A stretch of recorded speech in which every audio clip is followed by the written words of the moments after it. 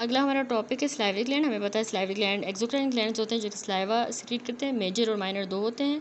Major 3 है, parotid, submandibular और sublingual gland, और 1000 से माइनर ग्लैंड होते हैं जो कि पूरे ओरोफिरिंजियल म्यूकोजा में डिस्पर्स्ड हैं। पहला डिसऑर्डर है मम्स। तो ये मम्स वायरस से अगर इन्फेक्शन होता है उसमें होता है, तो ये बायलेटरल इन्फ्लेम्ड पैरोटिड ग्लैंड्स करवा देता है। ठीक है, पैरोटिड का ये इन्फेक्शन है। टेस्टिकल्स को ये अफेक्ट करेगा तो ऑर्काइटिस होगा, तो इससे स्टेरिलिटी हो सकती है। ठीक है, ऑर्काइटिस से। तो ये ज़्यादातर टीन एजर्स में मिलता है। Greater than the age of 10 वाले जो इंडिविजुअल्स हैं उनको ऑर्काइटिस होगा, उससे कम वालों को ज़ाहिर सी बातें नहीं होगा, तो उनमें स्टेरिलिटी का रिस्क ज़्यादा होता है। और इसके अलावा ये मम्स जो है पेनक्रियाटाइटिस करवा सकता है, याद रखिएगा, क्योंकि हमारे पेनक्रियास हैं उनमें सीरम अमाइलेज लेवल बढ़ जाते हैं स्लाइवरी ग्लैंड की इन्वॉल्वमेंट की वजह से। ठीक है, क्योंकि स्लाइवरी ग्लैंड भी अमाइलेज बनाता है, या फिर ये पेनक्रियाटिक इन्वॉल्वमेंट की वजह से भी हो सकता है। इसके अलावा एसेप्टिक मेनिंजाइटिस हो सकता है, ये भी प्रेजेंट हो सकता है। ठीक है, मम्स वाले पेशेंट में। अगला है सियारेडिनाइटिस। तो ये हमने कहा कि स्लाइवरी ग्लैंड की इन्फ्लामेशन है, तो इसमें क्या होता है, ऑब्स्ट्रक्टिंग स्टोन बन जाता है जिसको हम साइलोलिथियासिस कहते हैं, और उसकी वजह से ये ज़्यादातर स्टेफिलोकोकस ओरियस इन्फेक्शन की वजह से होता है। स्लाइवरी ग्लैंड की इन्फ्लामेशन को ज़्यादातर ये यूनिलैटरल होगा। फिर ये प्लियोमॉर्फिक एडिनोमा, इंपॉर्टेंट ट्यूमर्स है स्लाइवरी ग्लैंड के। सबसे पहले ये है, तो प्लियोमॉर्फिक का मतलब है कि इसमें मल्टीपल टाइप ऑफ टिश्यूज़ होंगे। तो ये बिनाइन ट्यूमर है जो कि स्ट्रोमल और एपिथेलियल दोनों टिश्यूज़ का बना होता है। अब दोनों तरह के हमें टिश्यूज़ मिल रहे हैं, स्ट्रोमा और एपिथेलियम, तो हम इसको बायफेजिक ट्यूमर कहेंगे। ठीक है, अब इसका जो स्ट्रोमा कंपोनेंट है वो कार्टिलेज का हो सकता है, और एपिथेलियल जो ग्लैंड्स का हो सकता है। तो ये क्लासिकली हमें प्लियोमॉर्फिक एडिनोमा में मिलता है। अब बहुत कॉमन जो है ये स्लाइवरी ग्लैंड का यही होता है, प्लियोमॉर्फिक, और ये मोस्ट कॉमनली याद रखिएगा पैरोटिड में ज़्यादातर अराइज करता है। मोबाइल पेनलेस सर्कमस्क्राइब्ड मास होगा जो कि एंगल ऑफ द जॉ पे मौजूद होगा। तो ये इसकी की कैरेक्टरिस्टिक है जो कि आपने याद रखनी है। मोबाइल है, ठीक है, मूव कर सकता है, पेनलेस है, फेशियल नर्व को जो है मोबाइल है यानी कि इसने इन्वेड नहीं किया लोकल टिश्यू को। पेनलेस है क्योंकि इसने फेशियल नर्व को इन्वेड नहीं किया, वो उसी के अंदर से पास करती है ना, तो उसकी भी प्रॉब्लम हो जाती है जब फेशियल पैरोटिड ग्लैंड जो है इन्वॉल्व होता है। इसके अलावा सर्कमस्क्राइब्ड मास है, ये डिस्टिंक्ट है बाकी टिश्यूज से जो इसको सराउंड कर रहे हैं, और ये सारे फीचर बिनाइन ट्यूमर के हैं। उसके बाद इंपॉर्टेंट है कि इसमें बहुत ही ज़्यादा हाई रेट ऑफ रिकरेंस होता है। हाई रेट ऑफ रिकरेंस इसलिए है क्योंकि इसके इरेगुलर मार्जिनस हैं। तो ये पिक्चर देखें, प्लियोमॉर्फिक एडिनोमा दिखाया गया, तो यहाँ पे देखें इरेगुलरिटी हमें नज़र आ रही है। तो अगर सर्जन इसको एक्सरसाइज करने की कोशिश करेगा तो थोड़ा बहुत टिश्यू पीछे रह भी सकता है, तो उससे रिकरेंस हो जाएगी। तो इसीलिए इसमें ज़्यादा रिकरेंस का रेट ज़्यादा है, कि हम कह सकते हैं इनएक्सपीरियंस सर्जन जो है वो सही निकाल नहीं पाता ट्यूमर को। उसके बाद है कि रेयरली ये ट्रांसफॉर्म हो सकता है कार्सिनोमा में। ये फेशियल नर्व डैमेज के साइंस के साथ प्रेजेंट कर सकता है। किसी को पैरोटिड में अगर मास है और वो फेशियल नर्व की पैरालिसिस के साथ आया है, एबनॉर्मलिटीज़ के साथ, ठीक है, फेशियल नर्व की, तो ये प्लियोमॉर्फिक एडिनोमा हो सकता है। ठीक है, अब मतलब हम ऐसा भी कह सकते हैं उसकी ट्रांसफॉर्मेशन हो गई है इनटू द कार्सिनोमा। अगला है बिनाइन ट्यूमर स्लाइवरी ग्लैंड का, जो कि वार्थन ट्यूमर, ये बहुत ही second most common salivary gland का ट्यूमर है। ये ज़्यादातर पैरोटिड में ही अराइज करता है, तो इसमें बहुत ज़्यादा लिम्फोसाइट्स और जर्मिनल सेंटर हमें मिलते हैं। तो ये ज़्यादातर पैरोटिड में ही अराइज करता है, क्योंकि ये एम्ब्रियोलॉजिकली हमें किसी और टिश्यू में नहीं मिलता। तो ये क्लासिक डिस्क्रिप्शन यही है कि इसमें बहुत ज़्यादा लिम्फोसाइट्स और जर्मिनल सेंटर्स होंगे। फाइनल ट्यूमर है म्यूको एपिडर्मोइड कार्सिनोमा। तो म्यूको का मतलब होता है कि म्यूकस सिक्रेटिंग सेल्स होंगे या म्यूसिनस, और एपिडर्मोइड यानी कि इसमें एपिडर्मल सेल्स होंगे। तो ये दो तरह के एपिथेलियम का बना है, म्यूसिनस और स्क्वामस सेल्स का। अब ये पैरोटिड में ही ज़्यादातर होता है और फेशियल नर्व को इन्वॉल्व करता है, जो कि उसमें से पास करती है, और ये फेशियल नर्व डैमेज होगी तो प्रॉब्लम्स हो सकती हैं। दैट्स इट, यहाँ पे कंप्लीट हुआ स्लाइवरी ग्लैंड के ट्यूमर्स। अब इरफान मसूद बुक से भी हम देख लेते हैं ये टॉपिक, ओरल कैविटी एंड नेजोफेरेंस। ठीक है, तो यहाँ पे हेड एंड नेक के सेक्शन में ओरल कैविटी वाला टॉपिक अलग है, उसके बाद इसोफेगस स्टार्ट होगा। सबसे पहले है इन्फ्लामेटरी एंड रिएक्टिव लेजन्स, जो हमने कर ली बेसिक से भी। नंबर 1 है पायोजेनिक ग्रेन्युलोमा। हमने कहा कि ये बहुत ही वास्कुलर पेडंकुलर लेजन होती है जो कि जिंजाइवा पे होती है। ठीक है, फिगर भी हम देख चुके हैं, बच्चों में होती है और ये यंग एडल्ट्स में और प्रेग्नेंट वुमेन में। तो इसकी मॉर्फोलॉजी हमने कहा ये बस बहुत ही ज़्यादा हाईली वास्कुलर प्रोलिफरेशन होती है, जो कि बिल्कुल ग्रेनुलेशन टिश्यू की तरह सिमिलर होती है। तो इसीलिए ये कैपिलरी हेमेंजोमा की फॉर्म भी कंसीडर की जाती है। इसमें अल्सरेटेड सरफेस होता है जो रेड या पर्पल कलर का हो सकता है, और ये थोड़े से ट्रॉमा पे भी ब्लीड करेगा। तो पायोजेनिक ग्रेन्युलोमा की मैनेजमेंट ये कि ये खुद ही रिग्रेस कर सकता है, और पार्टिकुलरली प्रेगनेंसी के बाद ट्रीटमेंट है इसका, हम सर्जिकल एक्सीजन करते हैं। दूसरा हमने पढ़ा inflammatory reactive lesion peripheral ossifying fibroma. तो ये रिएक्टिव जब ग्रोथ हो जाए जिंजाइवा की उसकी वजह से होता है, तो इसमें अननोन एटियोलॉजी है, लेकिन ये लॉन्ग स्टैंडिंग पायोजेनिक ग्रेन्युलोमा ही ये करवा सकता है। तो ये भी रेड अल्सरेटेड नोडुलर लेशन मिलेगी यंग और टीनेज फीमेल में। 20 से 25% केसेस में बार बार हो जाता है, रिकरेंट है। कंप्लीट सर्जिकल एक्सीजन करनी होगी डाउन द पेरियोस्टियम। फिर एपिथेस अल्सर यानी कैंकर सोर हमने पढ़े। ये सुपरफिशियल अल्सरेशंस होती है हमारे ओरल म्यूकोजा की। फर्स्ट 2 जो डिकेड्स हैं लाइफ के 20 साल तक उनमें होते हैं, और ये सर्टेन फैमिलीज़ में प्रिवेलेंट करते हैं, ठीक है। अब ये 7 से 10 दिनों में खुद ही एपिथेस अल्सर रिजॉल्व कर जाते हैं, और थोड़ा सा ही बस सिम्टोमेटिक ट्रीटमेंट ही चाहिए होता है। सिंगल भी हो सकते हैं, मल्टीपल भी मॉर्फोलॉजिकली। हाइपरेमिक अल्सरेशंस होती हैं, शैलो हाइपरेमिक, और ये थिन एक्सुडेट के साथ कवर हुई होंगी, साथ में नैरो जोन होगा एरिथमा का। इनमें मोनोन्यूक्लियर इन्फिल्ट्रेट भी हो सकता है। फिर हमने ओरल कैंडिडियासिस यानी थ्रश के बारे में पढ़ा कि ये कॉमन फंगल इन्फेक्शन होता है हमारी ओरल कैविटी का, और ये कैंडिडिया एल्बिकन की वजह से होता है। फॉलोइंग सेटिंग्स में देखा गया, डायबिटीज़ में होता है, न्यूट्रोपीनिया, ऑर्गन ट्रांसप्लांटेशन, एड्स के पेशेंट में और कीमोथेरेपी में। तो इसकी भी मॉर्फोलॉजी है कि हमें ग्रे वाइटिश सूडो मेम्ब्रेन मिलेगी सुपरफिशियली, ठीक है, ज़्यादातर इस तरह से प्रेजेंट करेगा। सूडो मेम्ब्रेन जो है मेटेड ऑर्गेनिज्म की बनी होगी, जो कि एनविच्ड होंगे फिब्रिनोस सपोरेटिव एक्सुडेट में, ठीक है। अब सूडो मेम्ब्रेन जो है इजीली स्क्रैप ऑफ भी हो जाएंगी, हमने कहा रिवील करेंगे, फिर नीचे स्क्रैप होंगी तो पीछे हमें अंडरलाइंग एरिथोमेटस इन्फ्लेमेटरी बेस नज़र आएगी। लास्ट है हेयरी ल्यूकोप्लेकिया। तो ये ओरल लेजन होती है जिसमें white fluffy hairy hyperkeratotic thickenings हमें मिलती हैं। याद रखिएगा ये हेयरी है, और मोस्ट इंपॉर्टेंट पॉइंट कि ये lateral border of the tongue पे होती हैं, ठीक है, हेयरी वाली।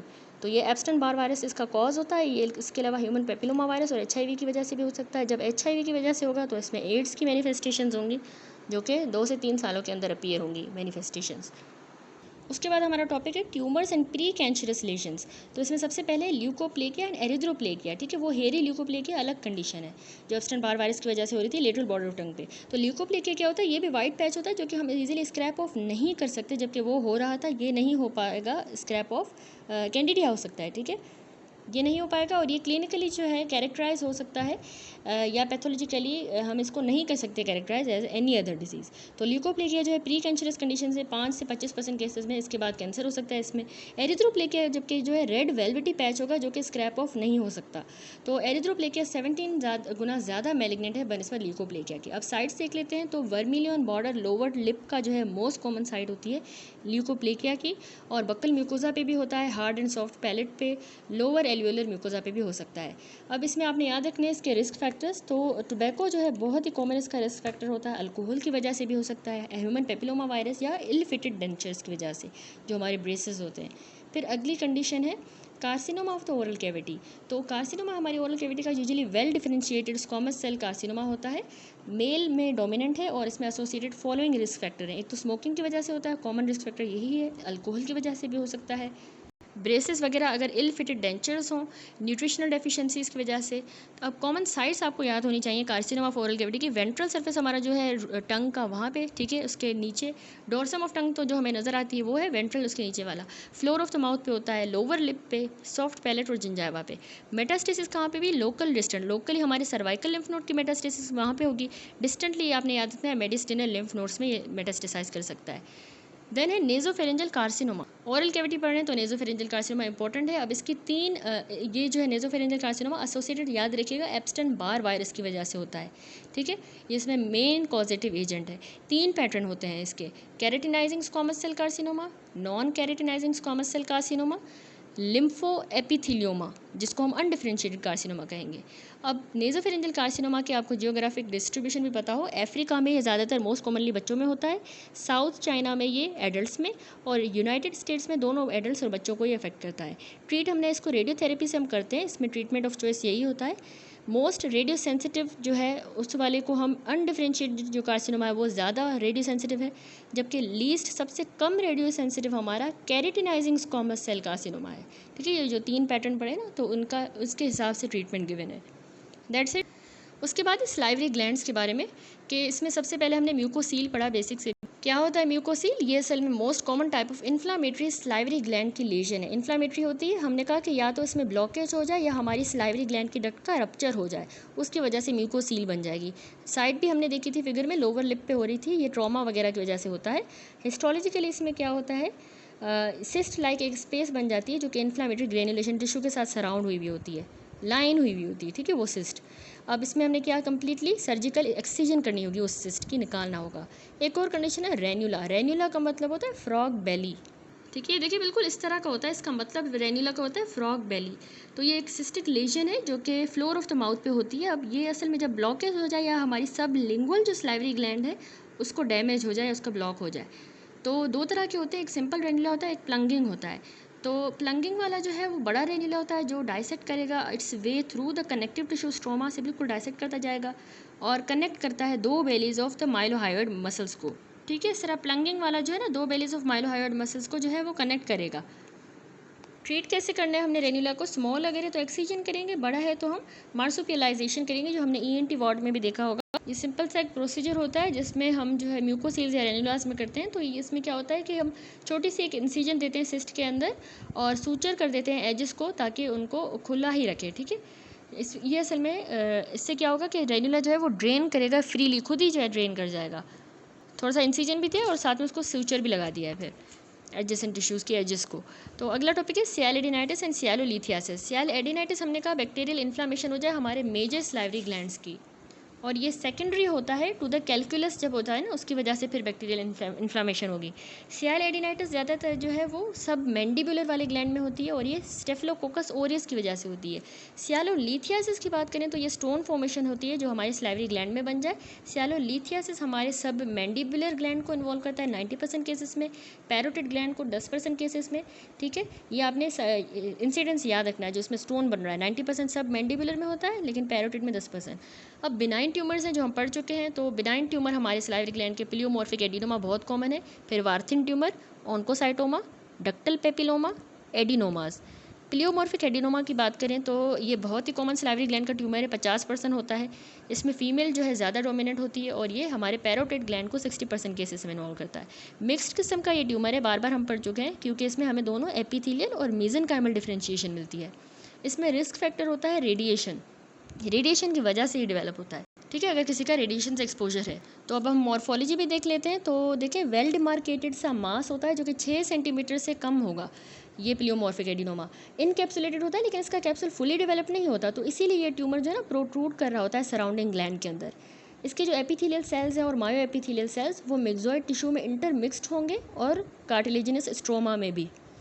कोई भी इसमें हमें बायोलॉजिक बिहेवियर नहीं मिलता between the tumours that have predominant epithelial elements and tumours that have predominant mesenchymal. बेशक मेसेनकाइमल हो प्रीडोमिनेंट या एपिथेलियल एलिमेंट हो, लेकिन हमें बायोलॉजिकल बिहेवियर इनका जो है उसमें कोई भी डिफरेंस नहीं मिलता।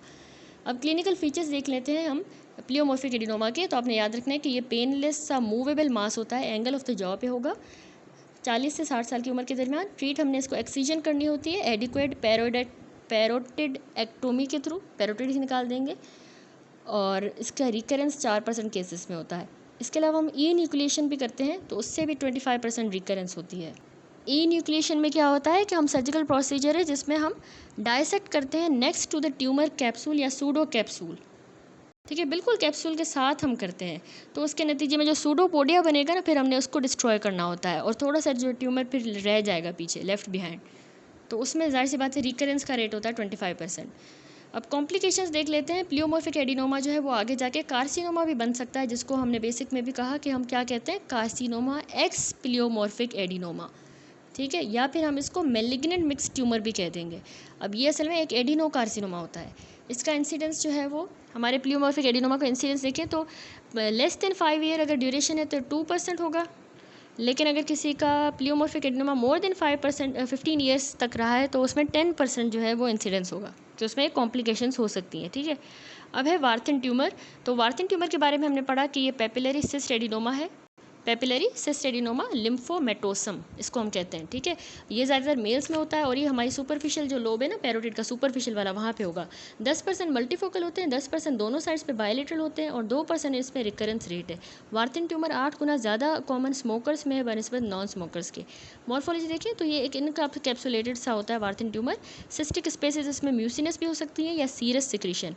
अब ये सिस्टिक स्पेसेस लाइन किस चीज़ की हुई होंगी, double layer of neoplastic epithelial cells जो कि के लिम्फोइड स्ट्रोमा के ऊपर रेस्ट कर रहे होंगे। जर्मिनल सेंटर हमें बिल्कुल एपिथेलियम के नीचे मिलेंगे।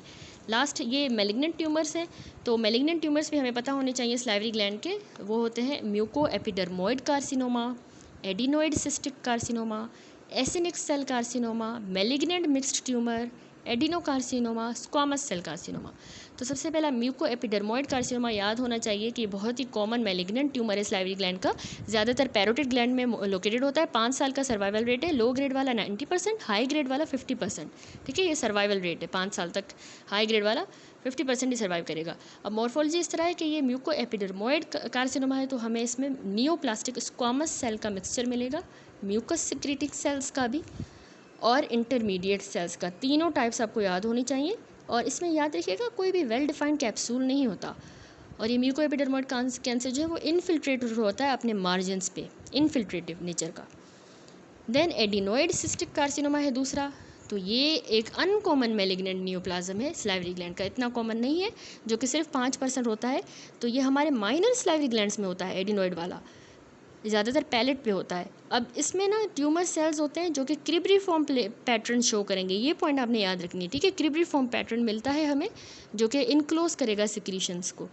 अब ये एडिनोइड सिस्टिक कार्सिनोमा इनफिल्ट्रेटिव है, पुअरली इनकैप्सुलेटेड है, स्लो ग्रो करता है, लेकिन ये इसका डिस्टिंक्ट फीचर है कि ये ना हमारे पेरी न्यूरल स्पेसिस को इन्वेड करता है। ठीक है जी, तो दैट्स इट। यहाँ पे ये टॉपिक कंप्लीट हो गया। नेक्स्ट वीडियो से हम स्टार्ट करेंगे गैस्ट्रो इंटेस्टाइनल ट्रैक्ट। ठीक है, तीनों बुक्स से करेंगे, रॉबिन्स बेसिक पैथोलॉजी पैथोमा से और इरफान मसूद से। अल्लाह हाफिज़।